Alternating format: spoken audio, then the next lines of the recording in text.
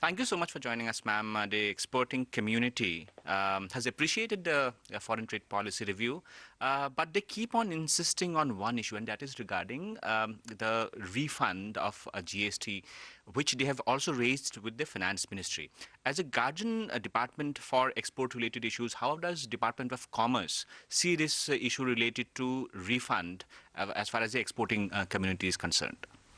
Look, we have been working very closely with the Department of Revenue on this issue, and we've been flagging the concerns of the exporters almost from the first week of July. Now, it's as a consequence of that interface, that collaboration with the Department of Revenue, that on October the 6th, the GST Council met in a dedicated session to discuss the challenges for the exporters. The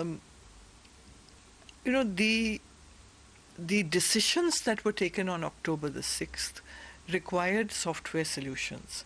As the Revenue Secretary pointed out yesterday during the FTP review release, that there are technical issues with the software, and those are getting resolved. To some extent, that resolution has happened. Applications are now beginning to come in for the refunds, and we will see the refunds flowing. So I think this is a transition. We will continue to monitor, we will continue to work with all the stakeholders, and to see that this has a smooth outcome. Right, ma'am. Let's talk about the trade data also, ma'am. October we saw a dip. At the same time, we have been seeing an increased traction in imports as well. How does Department of Commerce see exports, imports, and trade deficit going forward? Because we have also seen the trade deficit, at around 30 months high recently. Look, the trade deficit is not necessarily a negative. If you look at India's import basket, apart from energy, which goes into our manufacturing and our requirements also, but the dominant elements of our trade are actually inputs to our own manufacturing and industry. So we are not really a huge importer of finished goods. So in that sense, I think that when we have a increasing import bill, it points quite substantively to the resilience of the industry and economy. Looking at exports, we've seen 14 months of good growth. We had a sharp jump in September, which has several reasons. As you know, we've talked about it. It comes out of partly that was the last month in which the drawback was still available, and people bunched their exports.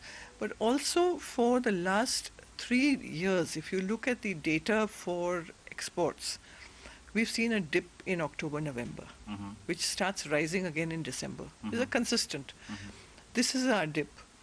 And the data that we are now getting in for the month of November is very positive.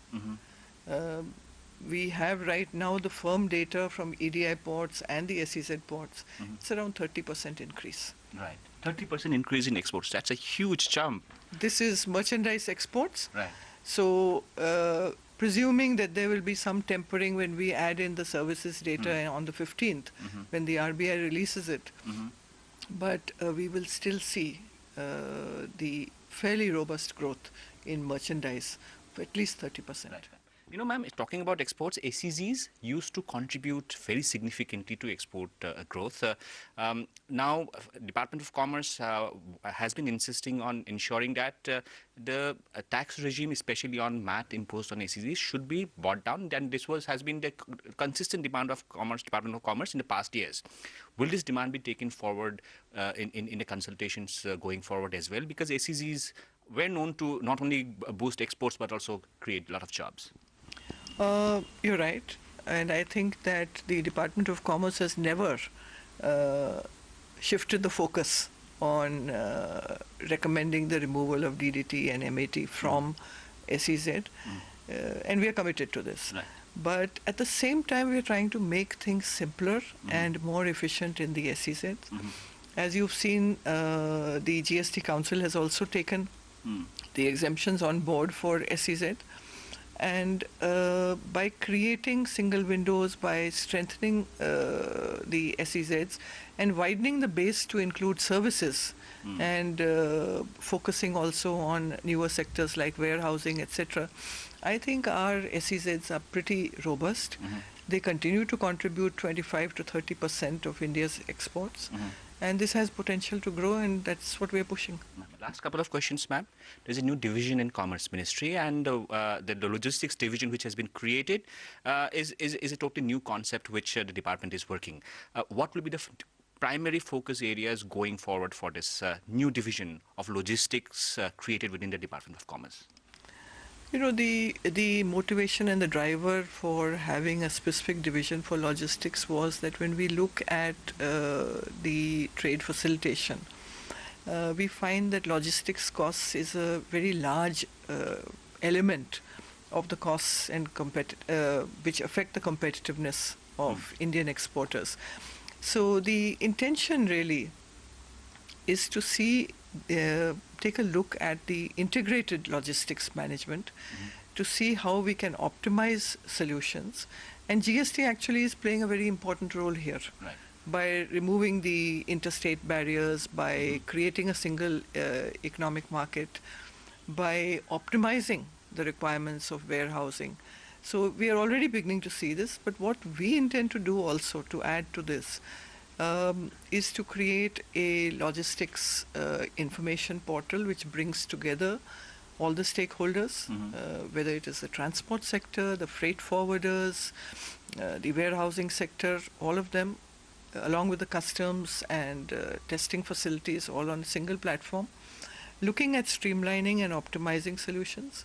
We are looking at also a logistics I will not use the word ranking, but yes, subnational level of logistics ranking to allow us to identify where the bottlenecks are, whether they are state policy bottlenecks, whether they are infrastructure bottlenecks, and we will address this.